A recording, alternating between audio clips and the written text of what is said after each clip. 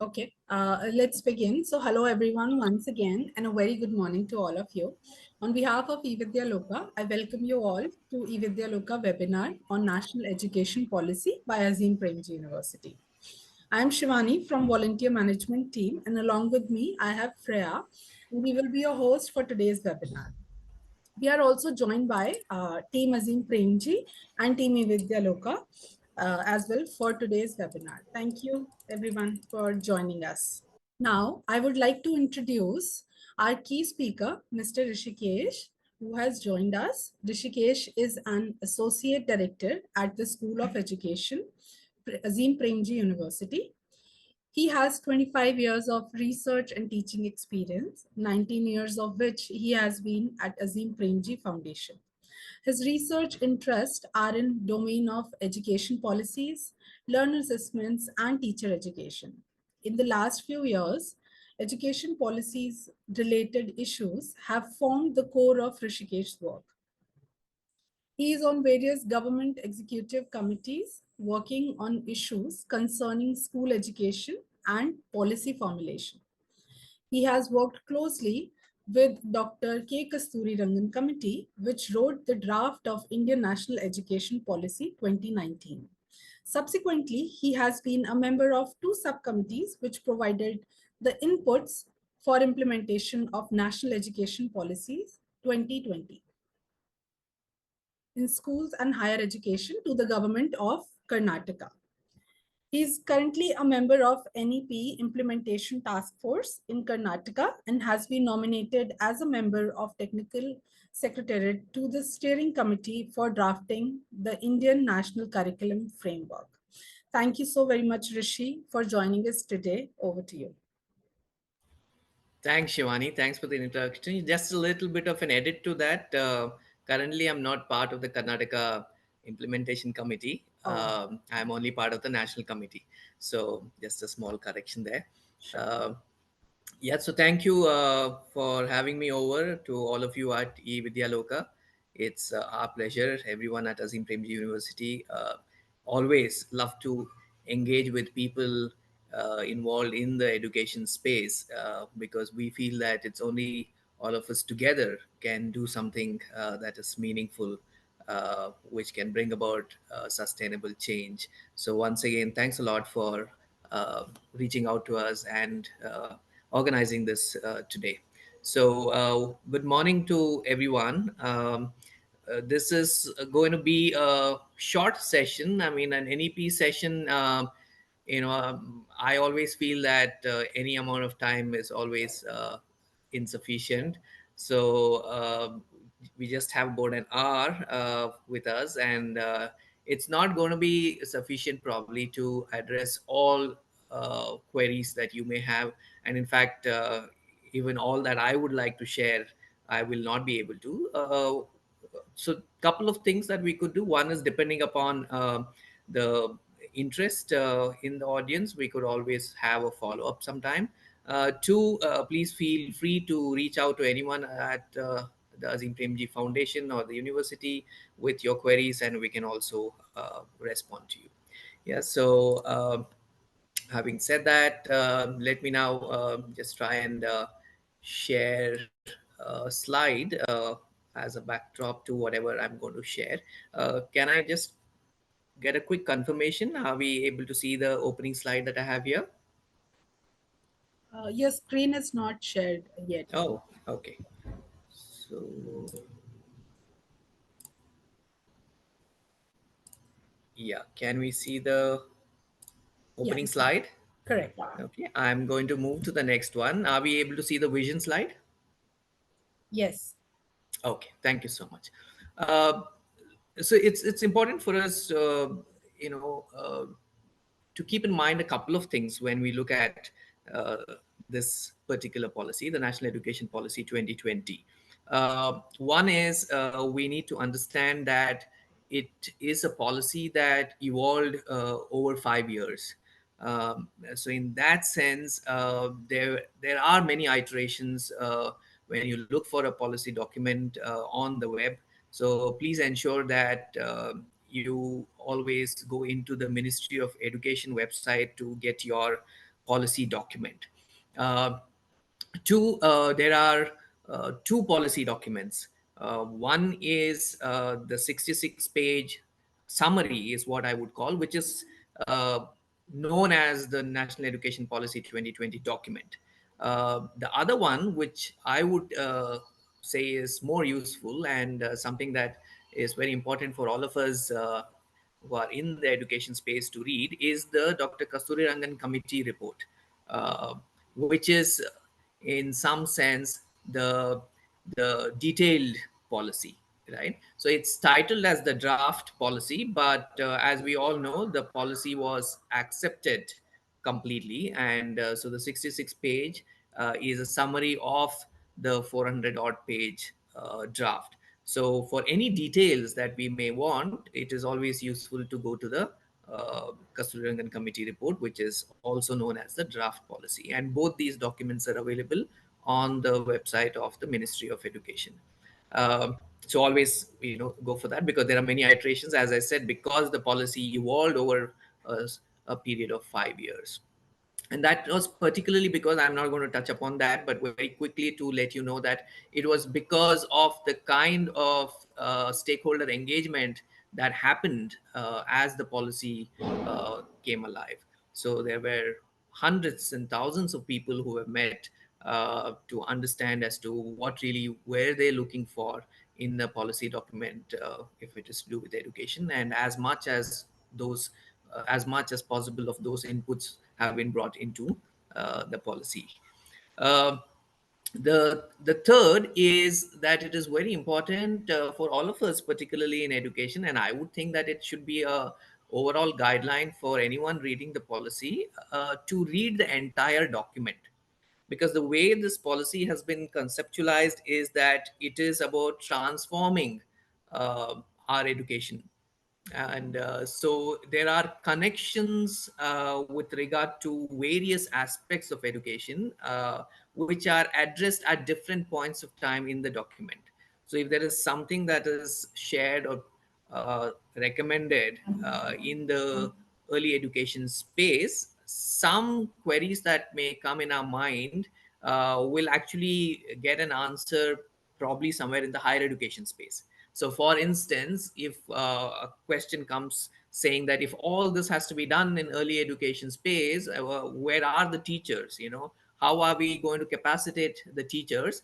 The kind of answer that you would require for that is there in the teacher education section, not in the school education stage, but then in the section that devotes to higher education, right? So there is this connectedness to the document. So my suggestion is that please read the entire document, and that is when you will actually make the sense of what is it that the policy is attempting to do.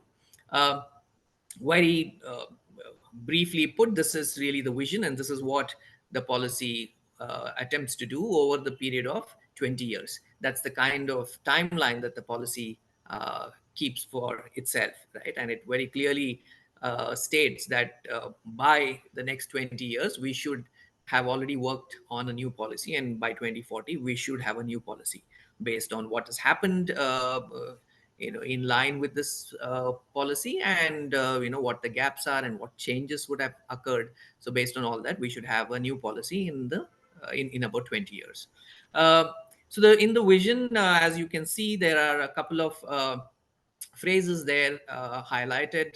One, of course, is that the policy aims to embed an education system that is rooted in the Indian ethos. Why it emphasizes this is to say that there are a lot of things that have existed in our country which have not been highlighted, and which are worthy of being highlighted, and which are as good or even better than what we have borrowed many times, particularly in the education space, from the Western ideas. And so this is to say that there are many ideas which probably people at the grassroots are more familiar with, which are based in our culture, in our tradition, which we should try and see where it aligns to what we want to do. Um, the other is to once again reiterate basically what we have committed to in our constitution that the kind of society that we want to create has to be an equitable society. It has to be an inclusive society. So there is no way that there can be any other idea of a society beyond what the constitution presents.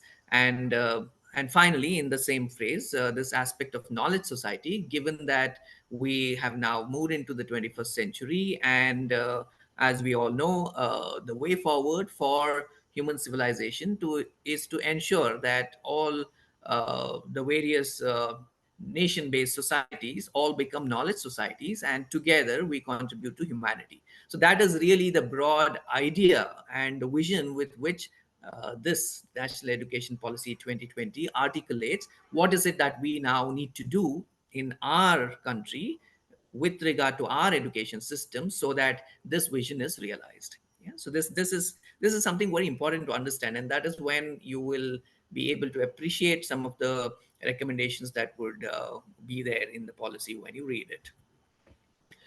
So when this policy making process began, obviously in the beginning we were not very deeply involved, but because we were in the education space, we always engaged with anything that came from the ministry. So as you all may know, in 2014, after the new government came in, they started or launched this portal called gov.in, and on which there were many things that were being discussed. One was education, and the government had put out 33 different themes.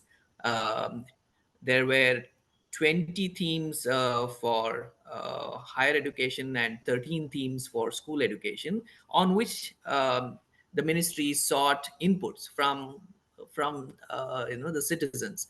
And so that is when we got into this process of contributing to the policy, and we collated information from all our colleagues within the foundation, and tried articulating our point of view, the organization point of view, for these 33 themes.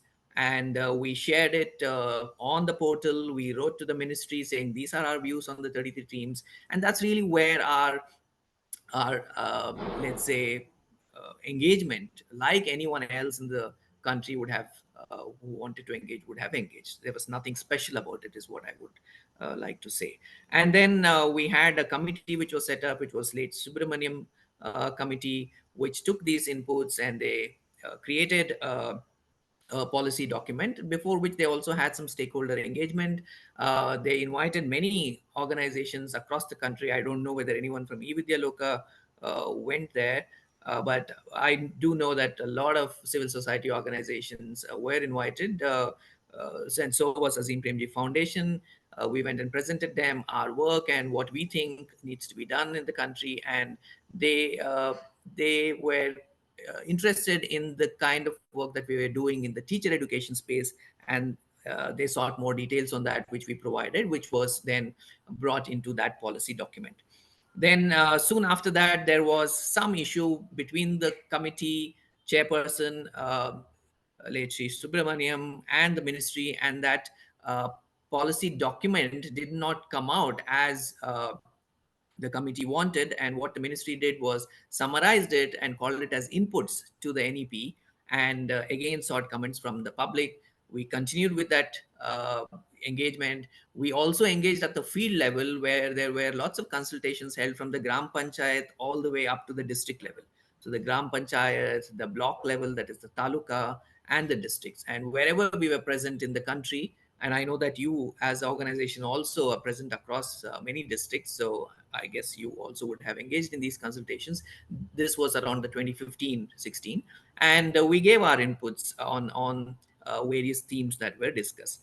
Post this, there was again a change in the ministry, the minister change, and the new minister also decided that this now has to be put together. A policy has to come out. That was in fact apparently one of the mandate that was given to the new minister, and the Dr. Kasturi Rangan committee was established. And this is when our engagement became a little more official.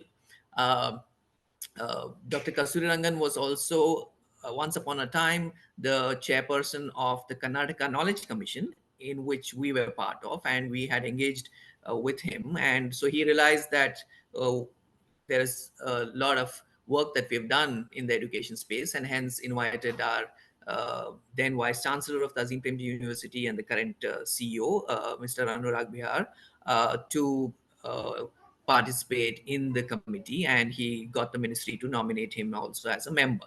So, with Anurag's engagement on the actual development of the policy in an official status, our engagement, that is the organizational engagement, became official.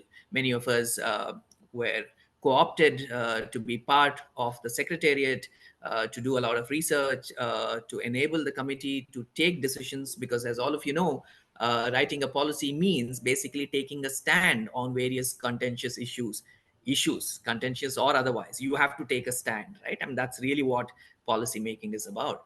And so there were some of us within the organization carrying out our other roles, but then also playing a role within the secretariat, which provided a kind of a back office support to the committee. And that's really where I have been involved. So my engagement in that sense is not as direct as Anurag's, who pretty much was there in in all the meetings that happened.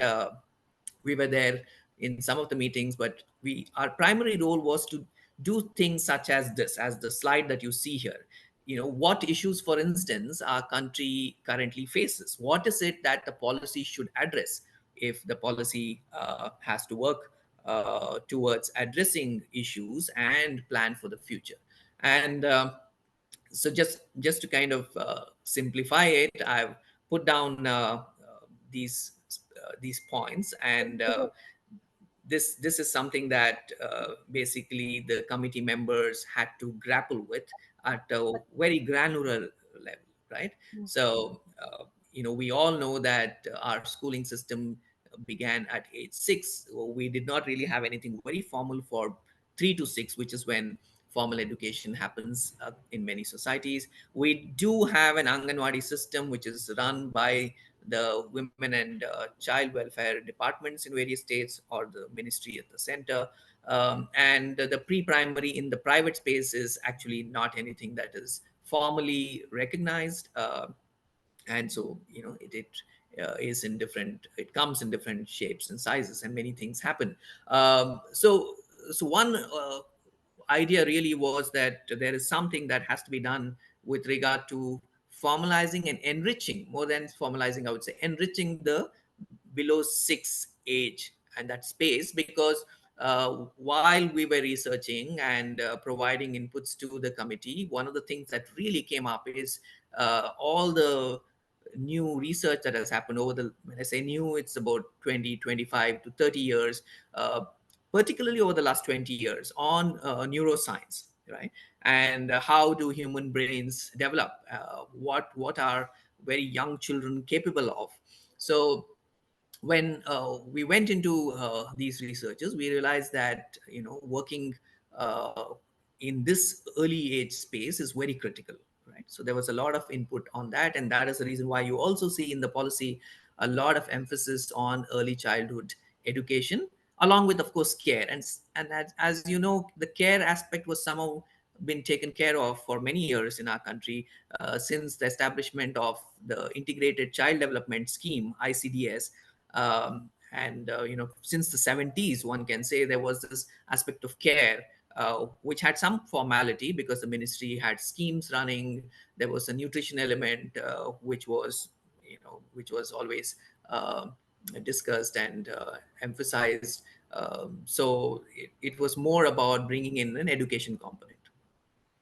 The other thing that really you know uh, came up during the researches when we're looking at the huge struggles that we are facing is that, though over the 10 years of the Sarva Shiksha Abhiyan and a few years of the RTE, there was quite a bit of movement, positive, progressive movement on the primary enrollment. Uh, in fact, one can say we have almost on paper moved to 100% enrollment. But though, of course, we all know that only enrollment doesn't mean anything when particularly children don't attend regularly. But at least on the enrollment front, the primary, in some sense, had it on paper, having met the target. But when you looked at the secondary and the higher secondary, that is grades 9, 10, 11, and 12, the issue was huge. Enrollment itself, was barely around 50%. And by the time you saw how many really reached grade 12 or finished grade 12, it was less than 50%. In fact, the current average is, between 40 to 50. You can never get the exact figure, but we have a figure of around 43, 44% of children able to finish school, right? So which basically means that we are still struggling with a very basic aspect of majority of our children, right? Nearly 55% of the children in our country unable to finish school. And so that was really another big issue that the committee really had to think about and work on. uh, the other was, for even that 45% who are in school, the quality of learning, as we all know, uh, is abysmal. And this is, of course, across the stages. And hence, if you speak to stakeholders, particularly teachers, in any particular stage, they always put the blame on what's happening in the previous stage, right? So the higher secondary, that is 11th and 12th, teachers would say, oh, the issue is because in the secondary, good enough teaching doesn't happen, or good enough things don't happen. They don't necessarily blame teaching. And similarly, the blame keeps going downwards and finally rests with the primary stage. And we all know that that's not the issue. It's not just that there is no teaching happening or good things don't happen in the primary stage. The issue is all across the stages. So that's another big thing that the committee had to look at. The fourth one was this quality of learning, as I think you also have in your e-vidyaloka slides that I have seen, which of course emerges from what Pratham has done over the last 15 years through the ASAR assessments, that the foundational literacy and numeracy itself is very weak, right?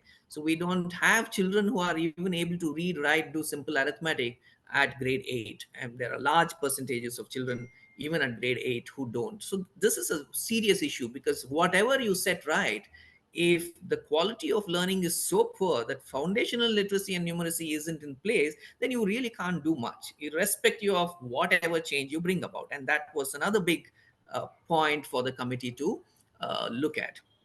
uh, the fifth one, we all know, wherein board exams hijack everything that happens in education. So much so that moment the time comes for the board exams, everything else comes to a standstill. Right? There is nothing else that happens but to prepare children for the board exams. And of course, this is an issue that was flagged by Curzon, in the early 1900s. So 125, 120 plus years later, we're still stuck with that problem, because we've not really, taken it up to say that we have to solve it. And, we just have been saying that this is not good and it has to change, but not thought through as to how should this change happen. So that was another big issue for the committee to figure out as to how this change should happen. Uh, then moving on to higher education, the other issue of enrollment, right? We currently have about 27% of our youth, that is youth or individuals between the ages of 18 to 23 years enrolled in a formal higher education program. They're only about 27%. So you can then look at as to how large a percentage uh, of youth who are, you know, who are not even enrolled in higher education. So what is it that then they do? What are the kinds of skill sets that they acquire while they were in school, that they are able to, put it into some use that they can, make meaning out of living the life that they would be leading. So these were, very very difficult questions, which again the committee had to look at. Um and then even the 27% who are there in higher education institutions across the country, what is it that they're doing? Unfortunately, we all know that most of our higher education institutions just continue what a school does. I mean, it continues to engage with students in a manner that, their rote learning is assessed, their memorization is checked for, because exams are also on very similar lines, wherein facts are really tested. And so there is very little independent thinking that is happening, very little innovation that is happening, very little creativity that takes place. So because of all this, the research output that really has to be the core function of the higher education space is very poor. One can't say that it's absent, but then it's so poor that it just doesn't measure up to the numbers that we have. Even though it's 27% of youth, the number is about 37 to 40 million. So there are about 40 million youth in higher education institutions enrolled, right? And that's the reason why these some of these issues don't hit us, because there's already so much of competition to get those seats in the higher education institutions. um, there's already so much of research happening. There are so many good ones. There are so many people who go out and really excel in the jobs that they do. That's because the pool itself is so large. It's 40 million, and even a few lakhs from that go out and make a mark, and everyone hears about it. uh, but then one should remember that other than these few lakhs, there are tens of millions who have gone through higher education, not equipped themselves at all to help themselves stand on their own feet, ensure that they have livelihood opportunities and contribute to the society, right? None of that happens, in spite of having spent 15 years, or if not for pre-primary, 12 years of schooling, and then another 3 years of higher education, sometimes even 2 more years of higher education at the master's level. So totally almost 15 to 18 years of higher education or education, and unable to make a life for oneself, unable to contribute meaningfully to the society. So that's a huge problem. So higher education space hence also came in as strongly as the school education space, in terms of the changes that are required and what the committee had to really think through. uh, so all this, of course, leads to a society which has very little resource, and very little new knowledge, hence emerging, and hence obviously very little contribution at the highest level to the world at large, right? Though we may say that we are this large a GDP and growing, if we really have to make meaningful contribution, then it will have to be at various other stages, and particularly at the higher stages as well. And that contribution, given our population and given our capacity, is very less, right? Many times when this point is made, people say, oh, so many Indians are there, and studied and educated in India, gone out, and they're all now leaders in Fortune 500 companies. Well, I mean, that's due to the sheer size of our population. But then that's not enough, and many are, of course, outside, and very few inside the country. And but then look at the capacity that we have, and if we are able to actually ensure that our education system does what education systems are supposed to do, then it's just a mind-boggling thing that that is possible, right? Pretty much the reason why 500 years ago, and all the way, in fact, data is there from about 1000 years ago. So from about 1000, 1100, or 1100 AD, from about 1100 till about 1700 AD. So for about 700, 750 years, we were contributing 25% of the world's GDP, along with China contributing another 25%. So between India and China, we were contributing 50% of the world's GDP, right? And by the time we became free once again at the time of independence, we were our contribution was in single percentage digits. So of course that's now moved up, but nowhere close to 25%. And that is really the capacity of the country, that we can contribute 20 to 25% of the world's GDP, given the resources that we have, given the capacity that exists in us, in a society such as ours. And because it isn't there, obviously very little innovation coming out of our society. And obviously it's the innovation that really will drive things, right? And that's really what will make people sit up and take notice, and not just the numbers. So this really was, the, let's say, the almost I mean, the challenge looks so huge. I mean, it's basically look at anything and there is a huge, complex problem to solve. So this was what the committee faced. Dr. Kasturirangan committee hence had to address through the policy document that was being developed all these issues. Yeah. So that is uh, where the committee began its work. And hence a host of things. I'm going to very quickly talk about the key ideas that the committee hence put forth in the policy. One was this idea that we have to strengthen our early childhood education. Now, what does strengthen mean? Strengthen doesn't mean add to the already, millions of early childhood centers that we have. I mean, we have almost 1.5 million centers of early childhood education. So as many schools we have as many early childhood centers, and this is Anganwadis included. So it's not about adding more to that number, but it is about what do we do in the ones that exist, and what are the changes that need to happen, what is aligned to children of that age in terms of curriculum and pedagogy, right? We all know that in fact Anganwadis you know do a slightly better job of engaging with early childhood education than the private preschools that we all know of. Um there are of course very good private preschool. I'm not saying everything is bad, but most of them are very elite for very few people who can afford to. But most other private preschool centers, which are akin to the private schools, that is 90% of the private schools, which run on very scarce resources. Uh, they uh, they they do education with a very narrow specific target, and which is, we all know, not what education demands.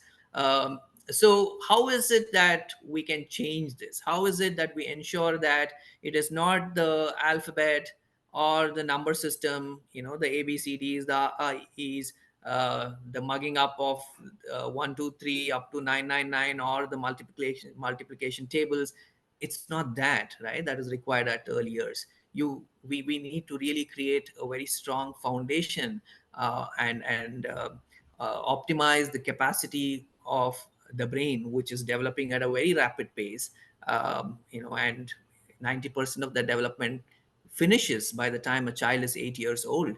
So how do you capacitate and optimize that developmental phase is what the policy talks about, and hence the kind of early childhood education that needs to happen.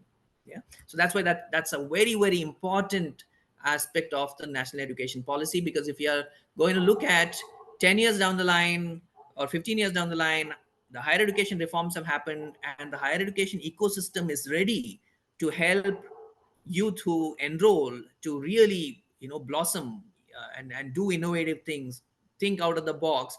uh, the current ECs, the current, I mean, at this point of time, the EC space has to change. If we continue to teach 3 4 5 year olds to mug up things, whatever change we do in higher education, even 15 years later, when these children who are in early years now come to higher education space, they will not be able to really utilize what reforms would have, or the kind of ecosystem that would exist there, right? So it's very critical, hence what happens in the EC space.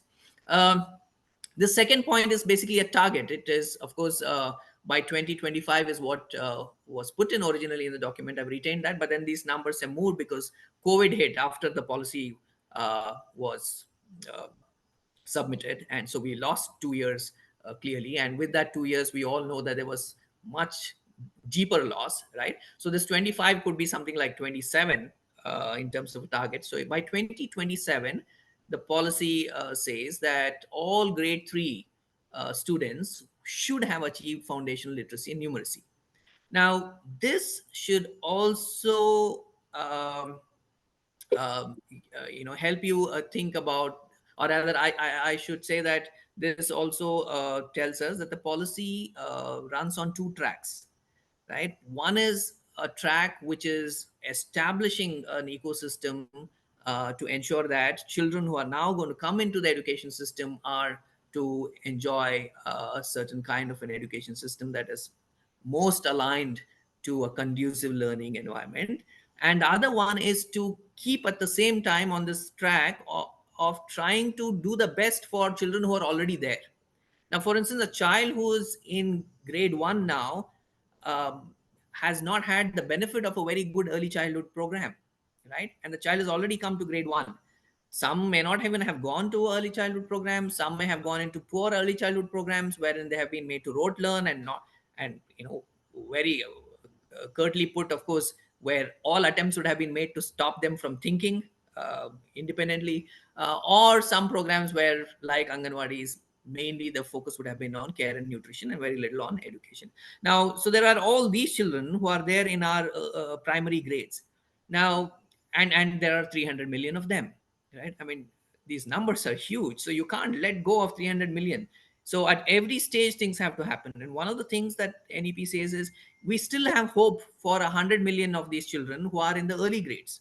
I mean, may not be 100 million, but tens of millions of them in grades 1 2 3, and we need to work with them to ensure at a very quick pace we give them some foundation in literacy and numeracy, right? So if it's a child in grade one, it is possible over 3 years we give them a very good foundation in literacy and numeracy. If it's a child in grade two, we have lost already 1 year. If it's three, then we've lost. So now this FLN in our current context is something that has to happen all the way till grade 10 or grade 12, because we know that through ASA results, again, your slide in e-vidyaloka has those numbers of even at grade 8, nearly a quarter of our students are unable to read a grade 2 text, or half of them unable to do a mathematics or arithmetic of the grade 2 level. Now it's very important that these children are at least given that capacity to be able to read and write at their grade level. So this program is very critical, right? What we do with the current 300 million across our school system. So and of course for NEP it targets saying that, yes, you do whatever is possible in grades 4 5 6 7 8 9 10, 11 12 as well, though 11 and 12 is, I mean, you're almost very late. But grades 1 2 3, we have to work on their foundation literacy and numeracy, because that is what would give them hope, right? So that's why you have the Nippon mission. The Nippon Bharat mission is towards this, and this is a targeted thing. Now again, and that's the reason I said policy has to be read comprehensively. Otherwise, people don't just critique a policy, by providing better alternatives, but they criticize the policy without understanding. I've heard so many people say, what is the policy talking of foundation literacy and numeracy at grade 3 when you start ECE at age 3? Now these are two different things. ECE at age 3 are for children who are 3 years now, and foundation literacy and numeracy are for those who missed that early bus, right? So these are kinds of things that you need to uh, keep in your mind when you read the policy. Otherwise you will get into unnecessary criticism, will not be able to understand what really the policy is trying to articulate. uh, the third point, I'll touch upon it a little more in detail. Maybe that's the only thing we'll be able to touch in detail. Is this whole restructuring of the school system into 5 years of foundational learning, because this is really where you ensure literacy and numeracy it at its best, right? I mean, children are able to. Yes, Uh, yeah. Someone wanted to come in for something, or it was just I okay. think there's I you can Okay, go there's ahead. someone. Okay, who just unmuted. Yeah. So, 5 years of foundational stage, 3 years of preparatory, 3 years of the middle stage, and 4 years of the secondary. And what needs to be done in these stages with regard to the curriculum, with regard to the pedagogy, is articulated with even more detail in the National Curricular Framework 2023. So all those of us engaged in education, I think it is very critical that not only do we read this 400 odd pages, but we also read the 600 odd pages of the NCF. So together, these 1,000 pages is what would give us a good idea as to what is the thinking behind all the changes that have been suggested. Right? I already shared with you as to what is the vision and the direction in which we have to go. But then, how do we go there, and why should we go there? Is in these 1,000 pages, 400 odd pages of the policy and 600 odd pages of the curriculum framework. So one very quick thing: the curriculum has to be integrated and has to be flexible. Right? That's something that underlines all the reform for the school education space. So we should not have hierarchy of subjects. Moment exams come, math and sciences are the only things that are focused upon. Everything else is forgotten. Right? Is not the way to do education. So how do you go about it? How do we change that? How do we ensure working with hands becomes as important for every child? Vocational education is not just for somebody who doesn't like to do math, right? Vocational education is for everyone, and it's only by using our hands along with our minds do we really get into this phase of holistic development. So these are the kinds of things that uh, the curriculum chapter talks about in the policy. Uh, we are also signatories to the Sustainable Development Goal, along with hundreds of countries, pretty much the entire world. And 2030 is by when we should have all children up to 18 years of age in school. And I gave you the data point. We just have, we have less than 50% who finish school. So we need to double this now to ensure that the SDG targets are met in the next 6 years. So hence, what is it that we do? So secondary schooling also needs to uh, do things that will keep children. One is, children are not enrolling because obviously primary school has been poor and they don't have the skill set, they don't feel the confidence. But those who enroll drop out, because most times, in fact, dropout happens because they find it irrelevant. I mean, the kinds of things that happens in secondary education seems sometimes nonsensical, because of which children who are brighter and smarter just don't want to stay anymore in that prison system called school. We need to reform secondary education in a very uh, in a very big way. So that radical reformation of the secondary education is not easy. It will have to happen in phases, and that's the other thing that the policy talks about. It also talks about school complexes and clusters, because today we have 1.5 million schools. Again, e-vidyaloka slide, one of it talks about we have 2.92 teachers in the primary, 3.5 teachers in the upper primary. But if you put in all this, you do get about 8 teachers in a school if you are able to bring these schools together. But if you have a school in every village with 10 children, 20 children, and we have thousands of such schools in a state like Karnataka, which has 45,000 schools, there are 5,000 schools with 10 children, right? How many teachers can a government give for 10 children? And if these 10 children are spread across 5 grades, I mean, you would say at least one teacher per grade. But then 5 teachers in a 10 student school is a ratio of 1 is to 2. There is no country on this planet which can afford something like that, right? So it's not possible. It is not possible to ensure high quality education with adequate number of teachers with the kind of spread that we currently have.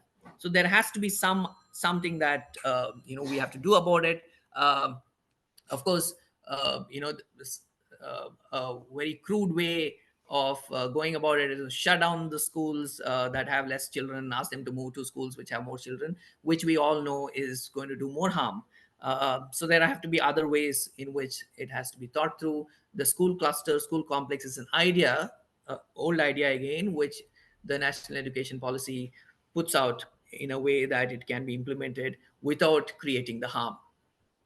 Many ways in which it can be done. One of the ways is to convert all the 1.5 million schools, the small ones particularly, into foundation schools, where you don't need one teacher for every subject because it's foundational literacy and numeracy. So depending upon the number of children, you can have the number of teachers.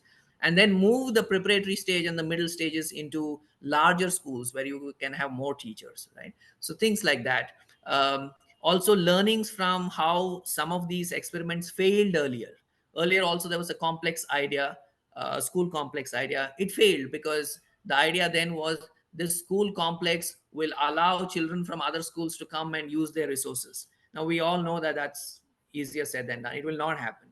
I mean, no school will allow children from another school. So here the tables are turned, and what the policy says is, if there is a school complex, that school complex should own all other schools, the smaller schools. So this principal is the owner. So if some child is not getting a maths teacher in another school, it's the responsibility of the principal of the school complex to be able to actually ensure that that child or those children get the maths teacher. So the school complex idea is one wherein it's a very, very heavily resourced school with multiple teachers for one subject, and ensuring that all subject teachers are in place so that it can not just ensure a very good school, but then it can ensure a good school complex of another 5 6 satellite schools as well. Yeah. So this idea has to be worked out. Pilots are happening in some states, and of course there is no one template, and NEP is very clear that I mean, for a size and the diversity that we have in our country, you can't have one template on everything. There are some broad templates. For instance, the National Curricular Framework is a broad template. Now we have to contextualize that to the various diverse needs that exist. So that's the idea of a school complex. Then, of course, if all this has to happen, we need to have our teachers who are very well uh, prepared. And what does teacher professional development mean? So far, we've had these top-down approach to teacher training without really considering the agency of the teacher. So all this has to change, and again NEP talks about how is it that we can change this. In fact, it calls teachers as torch bearers, and so we need to ensure as a system, and all those of us who are part of the support mechanisms within a system, what is it that we can do to support the teachers? We have 10 million existing teachers. Yeah, 10 million, right? It's greater than population of many countries that we know of whose education system we look up to.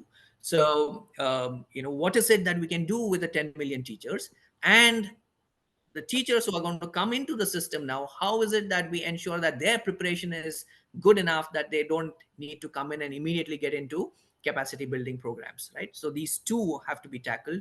The second one, that is, how do we get new teachers who are capacitated to do all this, is something that is taken up in the higher education space. And that is why NEP says teacher education as an education program has to move into the university space. It is in the universities, when a university is multidisciplinary in nature, that you would be able to develop a teacher who's able to contribute to a vision of this kind. Yeah. So that's again another link that I wanted to just reiterate here with regard to uh, a school education and higher education link. So the higher education, hence, again, will have to change considerably, because if children are going to come from a reformed school education system of the kind that we are talking of, let's say they start at age 3, and in fact there is also 0 to 3 as to what is it parents should be able to do with children, right? So if you are going to help children mature and their brains get optimized from the time that they are born, and of course there is already a program for pregnant ladies, right, that the women and child department does. So even if that program is capacitated to the maximum, so you are giving a child support from the time it is in its mother's womb. And after 15 years of education, if it comes to the higher education space, and if we continue to have the kind of colleges we have today, it all is a waste then of whatever we would have done. And so no one would want to even study in such colleges. So there has to be a huge transformation that has to happen for the higher education space. And NEP says in the next 15 years, we should convert all our higher education institutions into multidisciplinary institutions, wherein multiple disciplines are taught, because that is the kind of integration that is required, because that is the natural way in our brain, the way brain thinks. We can't study in silos, right? And so that's all the reforms in higher education is on those grounds. So it's a holistic undergrad with flexible curriculum, with very, very creative combinations of study. You want to study history and math, it should be possible. Unfortunately, today very few private universities do it, but a large number of students who go to the central or the state universities don't have these options, right? Being able to exit from higher education space, go and do a work, come back, these are options that have to be there to encourage students to join higher education. um, Professional education such as engineering, nursing, and many of these things will have to become part of this multidisciplinary environment. Currently, medical education and law is not part of this multidisciplinary environment, but NEP says over a period of time we have to somehow be able to bring that in. The reasons were because during all the consultations, the Medical Council of India, which runs the medical education, said that, well, for medical education, you need hospitals, and all universities don't have hospitals, so we can't bring medical education in there. Similarly, the Bar Council had its own arguments, but currently, only medical and law are the two professions that are out of this ambit of the transformation. And they, however, by themselves are also trying to become multidisciplinary. Law, for instance, the national law schools are trying to become multidisciplinary by having the humanities as well. So but then, yeah, that's still something that needs a policy addition, but that's left to another day. Governance and autonomy is the other issue that the policy takes up, saying that so far the regulatory mechanism that we have had has stifled uh, all sorts of innovations and growth within the higher education space. So we have to think about regulatory mechanisms which are uh, which uses a frame of reference which is light but tight, and regulation happens on that, in that manner, so that there is so that the things that have to be regulated are regulated, but where encouragement has to be provided for growth, that is done, right? So this transformation of the regulatory mechanism, which also would lead to a change in the way higher education institutions are governed, which is the other piece that the policy talks about. And finally, of course, higher education is to do with research. So a national research foundation with a huge corpus being able to support research that is required for our country, right, is the other recommendation that comes in the policy.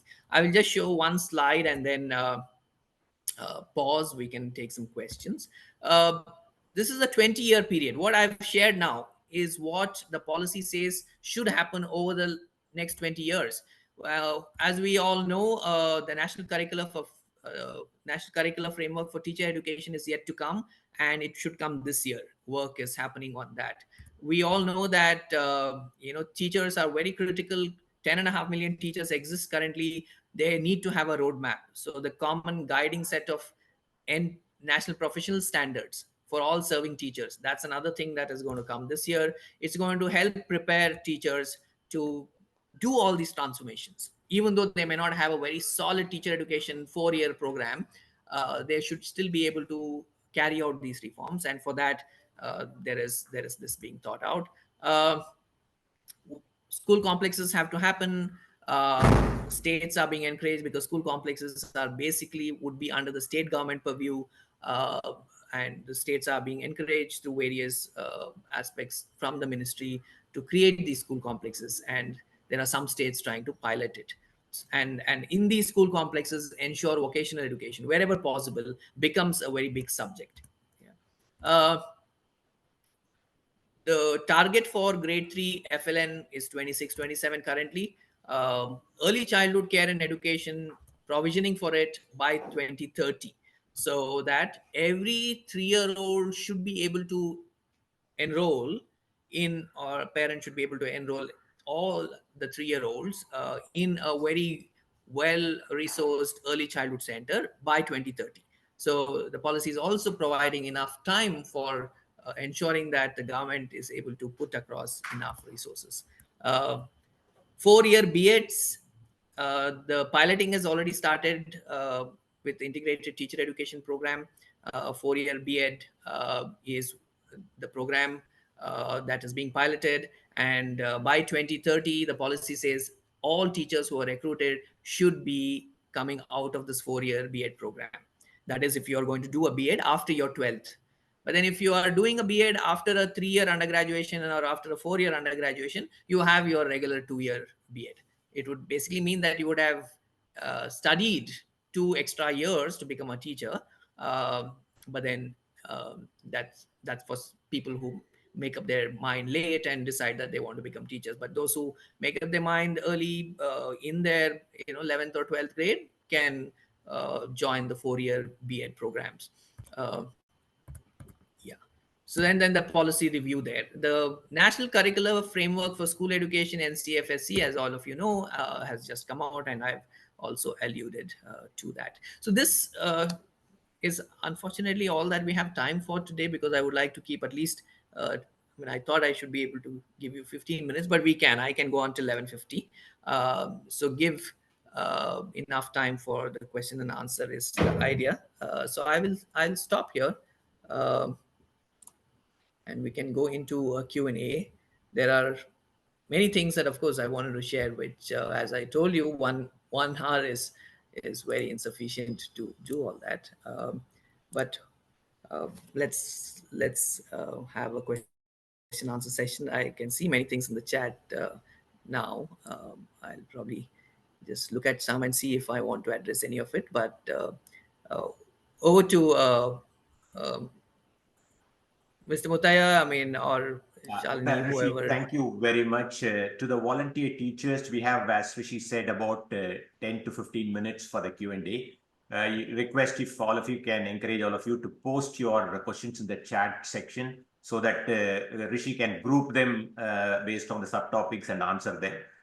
In the meanwhile, I also see Tabrez wanting to ask a question. Tabrez, you can open your mic and ask. Yeah, thank you so much. So first of all, thank you so much for giving your time and all the information. So just want to ask, you mentioned that we have some very useful publications for teachers, right, in the middle school for some subjects. So can you elaborate a little on that and measure and adding to that question, how universities would be planning to provide the support to the teachers actually? And is there any course related to the social sector possible, or is it not yet?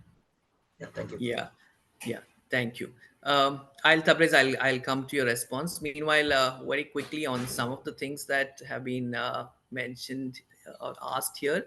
Uh, well, some of them I think were asked before I had spoken about it. So they are already responded to. For a question like when will NEP be implemented, right, in Karnataka or wherever, um, my response is that NEP as a policy is not necessary to be implemented only with government orders. In fact, it is, I mean, the way I put it is that wherever good education is happening, keeping the educational aims as really the vision for that good education, NEP is already happening. And in fact, if you look at the policy recommendations, almost every recommendation there is something that we've already done at some point of time and given up because there was some uh, limitation, or things that are happening in small remote corners, right? So for instance, early childhood education, the way NEP talks about it and the way it is articulated in NCF, is happening in many parts of our country, and not just in private spaces. There are very good Anganwadis where these Anganwadi teachers, even though they have not been educated as what NEP would desire, are able to understand what child development is and provide a learning space where children are, and their brains are capacitated to the best, to the best. So NEP implementation is already happening. It hence doesn't wait for a government order. So government may come today and say we will not implement NEP, but that's for other political reasons, right? So we need to keep in mind that all these policy points that are there in NEP, these are towards ensuring good education happens. Now sometimes we may be able to do all of it, sometimes only very few of those, but then we need to keep in mind as to what those points are, what is the spirit behind those policy points, and keep moving towards that. There are some broad things that will come. For instance, the NCF, right? It's a curricular framework which tries to articulate things that are mentioned in the policy in a more detailed manner for a practitioner. So if, for instance, one says that humanity or social sciences, let's say, is a subject wherein you need to look at the nature of the subject. So within social science, let's say history, right? Almost any topic in history can become contentious. But then what is it that history teachers are expected to look at? They're supposed to look at the nature of the subject and be able to derive the competencies out of the particular grade level history topics and engage with students on that, right? Now that is what the policy says. Now what does that mean for someone, who's just got into teaching, or many of you volunteers, probably you've not really been trained as a teacher. So what does it mean? Now that meaning you will be able to make out when you read the NCF. What does it mean to look at the nature of the subject, right? What are learning outcomes when a particular topic is, discussed in a syllabus? What would have gone behind that topic is, what should be the learning outcome there, right? And that learning outcome is also linked to the competencies. So what is the competency that I should be developing in a student is something that I need to know as a teacher, and that is when I would be able to address the topic very well. Otherwise I will go in there and say, okay, these are the facts and figures of this history topic, you mug it up, and that is what I'm going to ask in the assessment, right? Which is a very regressive way of doing history. So this is just an example of history. So similarly across all subjects, looking at why that subject is there and what the nature of that subject is, what the learning aims are, what the competencies are, and hence what should be the learning outcome, are the things that we should we should uh, Yeah, yeah, Mr. Rishi. Yeah, Mr. Rishi, I've understood that. My name is Chetan. I had raised that question. But if you look at that, okay, if you look at it from the student's perspective, currently what we are saying is it will be a 3 plus 5 plus 3 system. It's a 3 plus 5 plus 3 system means the 10 standard exams will go away, right? Under the NEP. Right. Yeah. So I think that's what I'm referring to. When will the school start saying this year onwards, we'll not have a 10th standard exam, whether you call it SLC, ICSE, CBSE, whatever you call it, but it will become a 11th standard exam. I think my question is more from that perspective. While I've understood the basis of what you're saying from the teacher perspective, but I'm looking at it from the student perspective. Yeah, yeah. Sure, Mr. Chetan. So, yeah, I mean, as NEP cautions all of us that, what we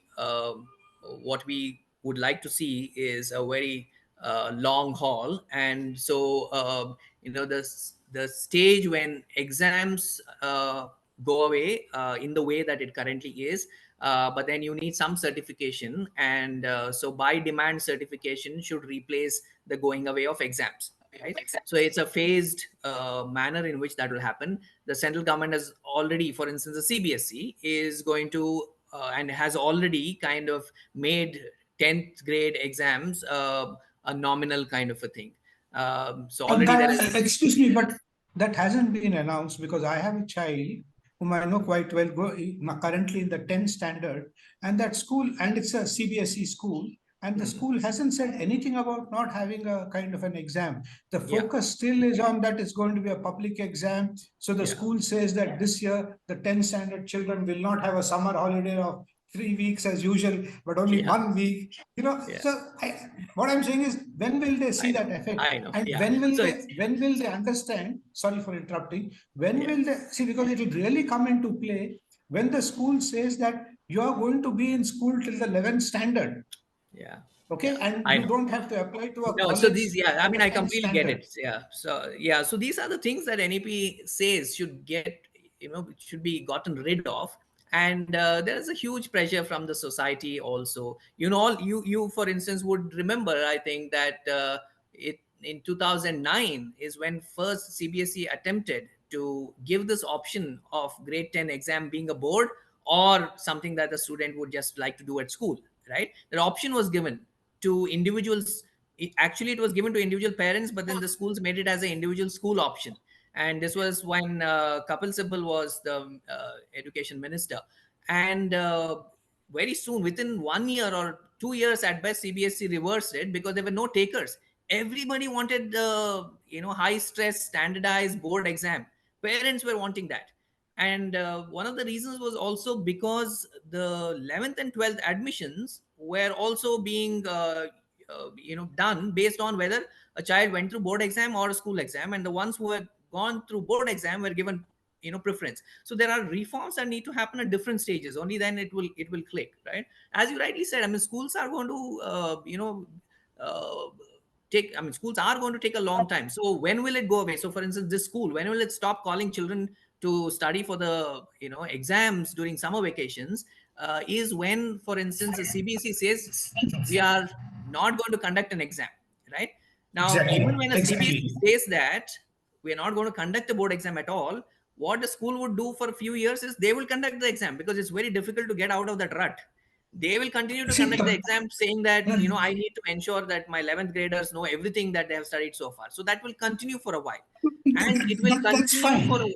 1 second. It will continue so much so that then they will say we will start preparing for 12th, right? Now, when will the 12th exam stress go away? When will it become a on demand, as NEP envisages, is when the colleges stop taking your 10th, your 12th marks, right? So, for instance, today, slowly it is hence that 12th has reduced, because at least the private colleges today are not as bothered about the performance in the 12th, right? All that private colleges seek is, have you finished your 12th? Have you finished school? Not 12th. Have you finished school? All that you need is a certificate. Currently, the problem is that certificate comes from only that exam, right? But even then, for instance, universities such as ours, we look at whether the child has finished 10th. We don't care whether the child is 100% or 40%. It's the same for us. A child who scored 40% is equally good as a child who scored 100%. So they all are given equal opportunity to join an undergraduate program in Azim Premji University through an assessment that we do, right? And an interview which we do, wherein we try and figure out whether a child is interested in studying the undergrad. Now, the university or the higher education space has to move in that direction of completely disregarding the 12th board exam and considering it only to the extent that the child has a certificate. So moment you do that, of course, the problem for higher education institution would be, now you are using the marks there to have a cutoff, and instead of giving an admission test or whatever that you want to look for the higher education attributes for 10,000 students, you are going to do it for 1,000 students by saying my cutoff is 99%, right? So the problem for the universities will be to ensure that anybody who wants to, you will have to give them an admission test, and based on that you're going to see whether they're ready for higher education. But then that higher education reform has also started happening. For instance, we currently have CUET, uh, common university entrance test. Now, as and when more and more universities start using only CUET, disregard the 12th exam, and that is when we can get rid of the nonsense called standardized board exams that happen today, which ruins the entire school education system, right? So this is I mean, even if we keep at this the way the reforms are currently happening, it is another good 10 years of solid work, because there is going to be resistance. There are going to be schools which are not going to let go of this, because dyed in the wool exam based school or institutions those are, they're not going to let go, because their entire teaching program is based on that, because they just don't teach, right? I mean, it's just mugging up that they are used to. So moment you have to teach instead of mugging up, you are in trouble, you're in soup. You need to then equip your teachers, you need to capacitate them, so it's a huge trouble. So it's not going to go away easily, but it's a 10 years of hard struggle to get this reform going, and that's when probably we'll be there. Rishi, conscious of the time constraints, there are a few other questions on the chat box. If you believe that it's kind of, you can answer it in a group, you please do that. And also, going back to Tabres's question, is that anything from Azim Premji University perspective, is there something that is useful for this group in terms of social or educational courses that we would love to kind of open up with your university? Sure. So, I mean, there is just quite a number of things that I would like to share. One is, I mean, are you able to? Am I sharing the screen? Not yet, I think. See, there are many universities today which are, which are uh, doing things that NEP wishes to do, and slowly you will see more and more of this.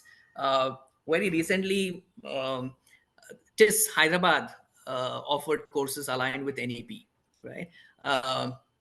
And what does it mean aligned with NEP? It has different degree programs, PhD programs with a interdisciplinary nature, and what NEP says should happen in the higher education space. Now, there are many universities, including TIS and universities such as ours, which are curating courses in the higher education space, which will address issues that are to do in or are there in school education. So this is not just about developing teachers, but developing people who can contribute to this huge reform that is required at the school education space, right? So for instance, if I give you an example of the school complex, now the way school complex is visualized in the NEP is that it is not just a large school. It is a school which is completely resourced and resourced multiple times, so that it can take care of the entire complex. So other than your subject teachers, and when I say subject teachers, I'm talking of music teachers, art teachers, along with the maths teachers and the history teachers, you are expected to have homeroom teachers who can keep the students together and help them continue with their learning journey. You are supposed to have counselors who are able to engage with the students, uh, on not just different kinds of counselors, not just on hence their career paths ahead, but then also on their mental health. So that's another kind of resource a school complex should have. Social activists and social welfare activists, social workers, you may call them, the school complex would need, because there are a host of other things that the school will have to take care of to ensure that there is 100% enrollment in their entire cluster. So there are different kinds of people required beyond just the teaching staff. Right now there are many universities that are coming up with courses which will enable uh, these resources to be developed. So for instance, in our Azim Premji University 4-year undergraduate program, we are already in the NEP mode, right? We are a 4-year undergrad program, and how we've designed it is we have a disciplinary major, we have a disciplinary minor, and then we have an occupational minor, right? Wherein there is an occupation track, uh, which, I mean, of course, I won't be able to get into the details of it. One example would be for a track like data and democracy, right? I mean, we are the best living democracy experiment on this planet, and there are lots of organizations that are coming up which use data on developmental indicators to help politicians figure out what is it that they want to convey to their audience. And so we hope that an undergraduate student who has, let's say, a disciplinary major in any of the sciences, humanities, whatever it is, but then occupational minor on data and democracy, would be able to actually contribute to an organization or to a political aspirant. So this is just one example, and there are multiple ways in which these combinations can work, and we have tried out something which is there on our website for those of you interested. Along with it, of course, we have a common curriculum, and wherein we talk about understanding India, and other various foundational capacities that are required, such as simple thing, research. I mean, all undergraduate students should know research, should know basic statistics. I mean, it's so unfortunate that people do masters, in a subject that is, let's say, not a math or science, and have absolutely no idea of what simple research skills are, or just have no clue of simple basic statistics. I mean, that is unacceptable for an undergraduate program. But then majority of the undergraduate program in our country runs well. So these are the ways in which a UG program is designed in Azim Premji University, and students who go through this program can, by choosing different subjects, be able to contribute directly to the kind of school education space that the policy is envisaging. Now, if that is for those who are yet to come into the work environment, we, for instance, in the university run our diploma programs. Now, diploma programs are those which are primarily for people who are already practicing, right? We, for instance, in our school, in the School of Education where I teach, we have four diploma programs, one on early childhood education, one in inclusive education, one in learning disabilities, and the fourth one in educational assessment. Right now, these are modeled or designed in such a way that practitioners need to take off only for about a week, once every 4 months, right? And so that's all that is required. The rest all is done using the online mode. And if you I mean, and they have different certificate programs. Each one at this in this current point, in this current design, each of the diploma program have 4 certificates, right? And you can do these certificates whenever. And if you complete all the 4 certificate programs, and each certificate program runs for about 3 months, if you complete these 4 certificate programs, you get a postgraduate diploma, right? Similarly, our School of Development has a diploma in developmental leadership. It has a diploma in research for social action. So we're going to have more and more of these diplomas, more of these which will be curated specifically for the needs that will arise as we walk down this reform path, the NEP reforms. Yeah. So this is broadly how various universities are modeling themselves or offering new courses which will talk to not necessarily only NEP, which will talk to the needs of our society. If as we grow and we have this aspiration to become the leaders on this planet, and leaders on various fronts, and particularly in developing new knowledge, and at the same time in ensuring that we have a society which is inclusive and which is happy. And so the kinds of programs, for instance, the master's programs that we run are in not only in education and development. We run a program in public health, we run a program in economics, and these are not the run of the mill programs. I mean, if we are talking of MA in economics, it's developmental economics. It's about how is it that we can ensure, if we have a demographic dividend today, that it is actually an advantageous, and it is a dividend, and it doesn't go the other way. So, and in our normal Keynesian economics models, we are not going to survive. I mean, we're going to have hundreds of millions, and at 20, as I said, at 27-28% of higher education enrollment, we have 40 million. NEP says by 2035 we should double it. So which means we have going to be 80 million, and that also is only half of our youth. So you can imagine 150 million, if all our youth are in higher education, 150 million youth coming out, or in higher education, and out of that, let's say 30-40 million are graduating and coming out into the society every year. Where or how would an economy sustain that number? Right? It can't happen with the traditional conservative economic ideas that we are currently dealing with. Everybody can't go on selling more and more phones, more and more automobiles to the billion people, right? It has to be different. It has to be thought through afresh. It has to have out of the box ideas, and that is really what universities should be doing. And there's some little small beginnings that have happened here and there, but then the entire ecosystem has to move in that direction. I'll stop. Yeah, we're almost at 12. I'm really conscious of the time constraint we have. We are very close to the closure. May I request Rishi or Pratiti just to share a common email ID from your group, where if any of the volunteers or the e-vidyaloka employees want to connect, that would be of help to understand more about the university, the courses. If that one of you can share a common email ID where we can be in touch. Pratiti, if you could just share that in the group, or Rajagopal, thank you very much. Yeah, sure. Yeah.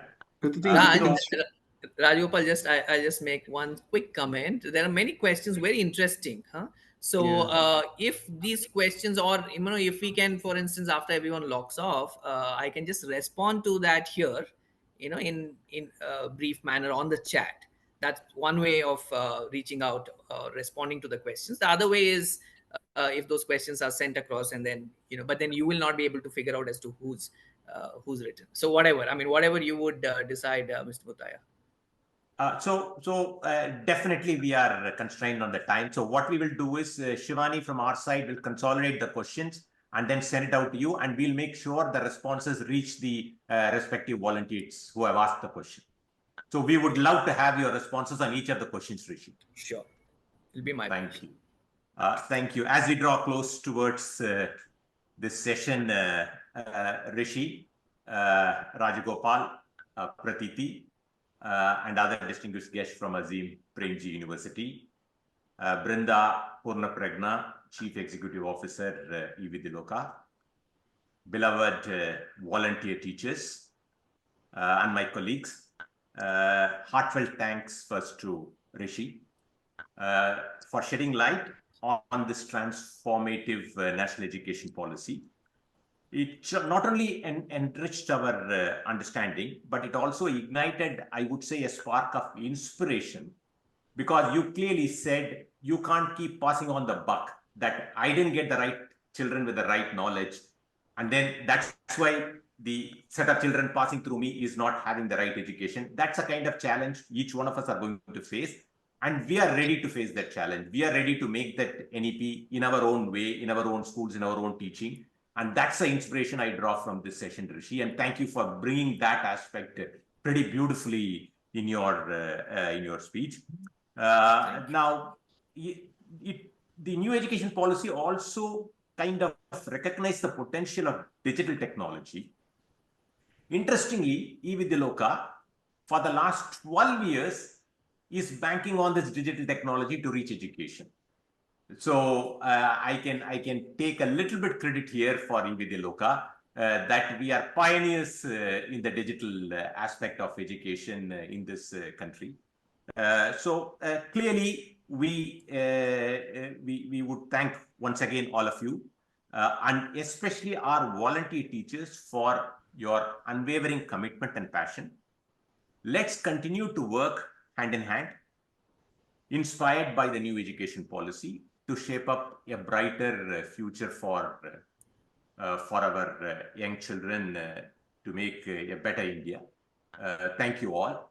So one important point, I saw somewhere that your university publishes 2 useful publications, one for the maths teachers teaching in middle school, and one for the science teachers teaching in the middle schools. I think this group predominantly are maths and science teacher teaching in the middle school. So this is a lovely connect we have.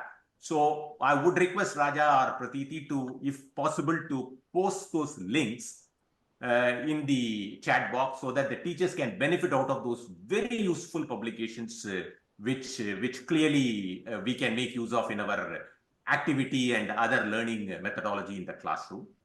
One last point from my side. Some of the volunteers are part of our community server called e-vidyaloka Evolve. This is a community server which helps you to connect with the fellow volunteers, exchange your views, benefit from the senior volunteers' tips and other inputs they can give you.